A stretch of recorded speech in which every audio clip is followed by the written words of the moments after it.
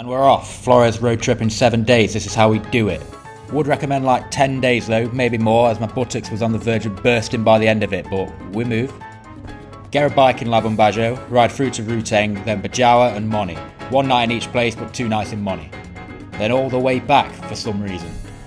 You can just carry on east and drop your bike off in Malmö if you arrange it like that, but I didn't, so 870km round trip it is. With it being so remote out there, every child you see will say hi to you. Here's a bit of that. Hello. Hey. Hello. Hello. Hello. Oh. Hello. That will carry on for the full journey, but it's nice every time, not gonna lie. Now Ruteng town centre is a beautiful spot surrounded by mountains. And the roads are consistently amazing, not a pothole in sight. Do it, boy. Do it, boy. Right off-roading, brother. You got a touch, boy. Hey, you got a dirt, boy. Touchdown at a lovely homestay right in the thick of the rice fields. Gotta stomp up and check out the spiderweb rice fields while we're here though. Quick check of the camera like a professional, and there we go.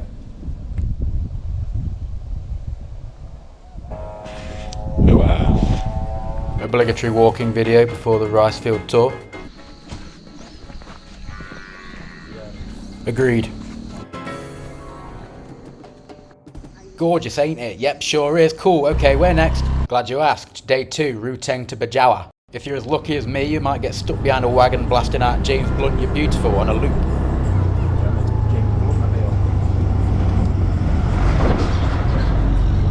You can't hear it that well because of my bastard engine, but bangers only on this route.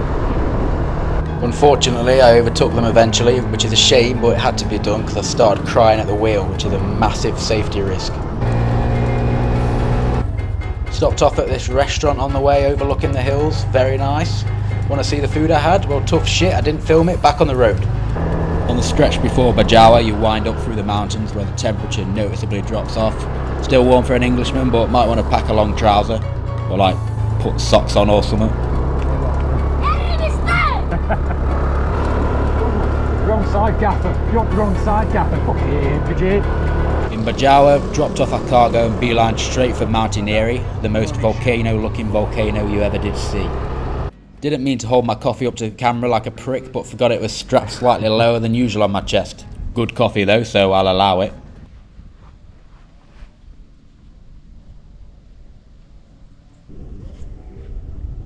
Alright, I meant that one.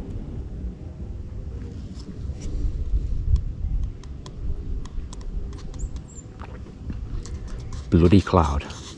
Day 3 and probably the nicest drive of the lot, Bajawa to Moni. I know it says Kelimutu on that screenshot, but it's a confusing place to find on the old Google map, alright?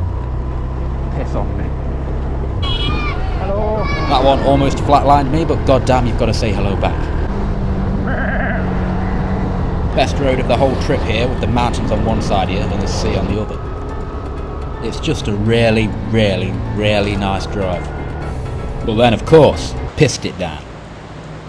Proper pissed it down. Tried to wait it out, but it refused to persist, so I bit the bullet and thought I'd give it a go. Stopped eventually, but other problems emerged. Like I said, if you have the time to spread the driving out over more days, I'd say do it in a heartbeat. Near perfect timing, we arrived in Moni just before sunset. I'd love to know what the fuck that noise was, but the answer well is dry. Pissed it down just in time for bed. Early morning for Kelimutu. What's the light situation like, Jake? Yeah. It might be the smallest trek you'll ever do, so don't get strong-armed into getting a guide. 20 minutes tops and you're up there.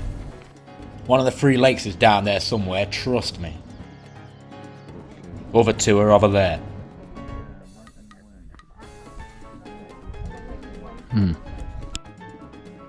Special view, I tell thee.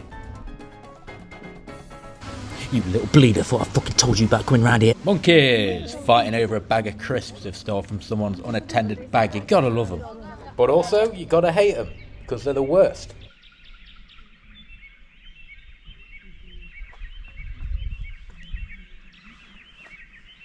Look at that.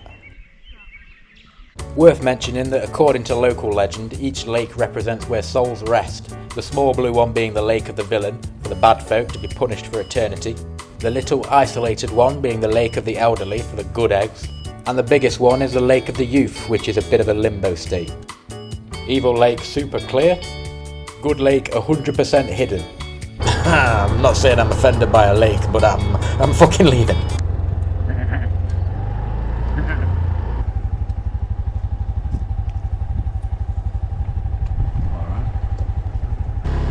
Then we had a look for a hidden waterfall. Got lost, didn't find it. Luckily, we tried again the next morning and some local kids took pity on us, God bless their souls. Not a chance in hell we could have found it the night before. That bugger was deep in the jungle. Which one? Wait.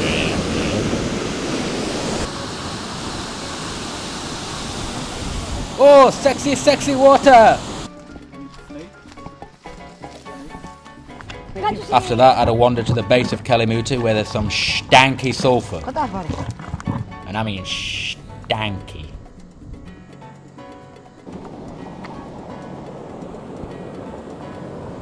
And that's about your lot from here. Say bye to the chicken, hop on your bike and fucking tank it all the way back.